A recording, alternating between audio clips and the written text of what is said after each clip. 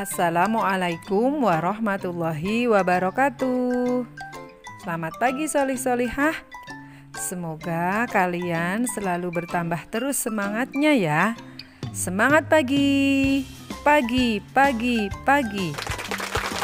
Pada hari ini kita masih belajar pada tema 1, subtema 1, pembelajaran yang kedua pada muatan IPS dan SPDP. Untuk KD IPS masih di KD 3.1 dengan tujuan pembelajarannya adalah melalui video pembelajaran siswa dapat mengidentifikasi sejarah berdirinya ASEAN. Sedangkan untuk muatan SPDP, kalian akan belajar di KD 3.4 dengan tujuan pembelajarannya yaitu dengan menggali informasi melalui internet, siswa dapat menuliskan berbagai macam patung yang terdapat di negara-negara anggota ASEAN. Anak-anak, mari kita awali pembelajaran hari ini dengan membaca basmalah. Kali ini kalian akan mempelajari tentang ASEAN. ASEAN kepanjangan dari Association of Southeast Asian Nations. ASEAN adalah perhimpunan negara-negara di Asia Tenggara yang berdiri pada tanggal 8 Agustus 1967 melalui sebuah deklarasi yang disebut Deklarasi Bangkok. Mengapa disebut Deklarasi Bangkok? Karena deklarasi ini dilaksanakan di kota Bangkok, Thailand. ASEAN didirikan oleh 5 negara yang masing-masing diwakili oleh Menteri Luar Negeri pada masa itu. Indonesia diwakili oleh Adam Malik, Malaysia Tun Abdul Razak, Singapura diwakili S. Rajaratnam, Thailand diwakili Tanat Koman, dan Filipina diwakili oleh Narcisco Ramos. Saat ini negara anggota ASEAN yaitu Indonesia, Singapura, Malaysia, Brunei Darussalam, Filipina, Vietnam, Kamboja, Laos, Thailand, dan Myanmar. Indonesia merupakan salah satu pendiri ASEAN, juga pernah menjabat sebagai Ketua ASEAN pada tahun 1976, 2003, dan 2011.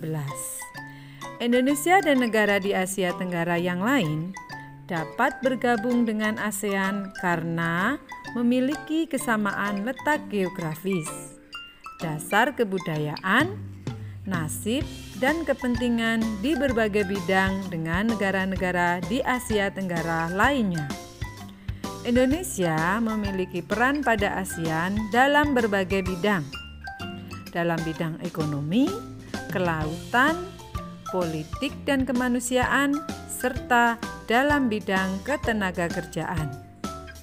Indonesia dan negara ASEAN lebih mudah melakukan ekspor dan impor di wilayah Asia Tenggara karena adanya organisasi ASEAN.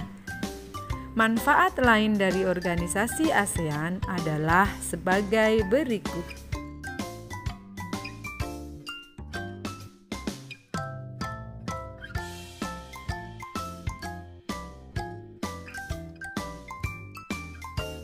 Anak-anak, sebagaimana yang sudah Ibu jelaskan bahwa latar belakang didirikannya organisasi ASEAN salah satunya adalah karena negara-negara anggota ASEAN memiliki kesamaan kebudayaan. Contohnya adalah kesamaan dalam bentuk karya seni rupa, seperti bentuk patung, bentuk candi, bentuk tempat peribadatan, dan lain-lain. Anak-anak hebat, pasti kalian pernah melihat patung ya? Apa sih pengertian patung? Patung adalah pemaparan ekspresi, gagasan, dan ide dalam bentuk karya seni rupa 3 dimensi yang merupakan tiruan dari bentuk manusia dan alam dengan menggunakan berbagai teknik khusus. Secara umum, fungsi patung tidak terlepas dari tujuan diciptakannya patung itu sendiri. Berdasarkan tujuan pembuatannya, patung ada 6 macam, yaitu 1. Patung religi. Patung religi digunakan sebagai sarana tempat ibadah. Kedua, patung monumen untuk memperingati jasa seseorang, kelompok, atau peristiwa penting. Yang ketiga adalah patung arsitektur, yaitu patung yang ikut aktif berfungsi pada konstruksi bangunan. Keempat, patung dekorasi, yaitu patung untuk menghias bangunan atau memperindah lingkungan. Kelima, patung seni, yaitu patung yang diciptakan untuk dinikmati keindahannya. Yang terakhir adalah patung kerajinan, yaitu patung hasil karya kerajinan. Solih-solihah, demikian tadi materi pembelajaran kita hari ini. Agar kalian lebih memahami materi tentang ASEAN dan patung, silahkan kalian kerjakan tugas berikut.